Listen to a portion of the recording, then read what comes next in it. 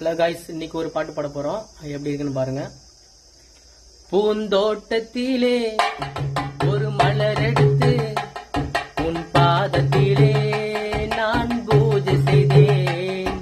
பூந்தோட்டத்திலே ஒரு மலர் எடுத்து உன் பாதத்திலே நான் பூஜை செய்தேன்.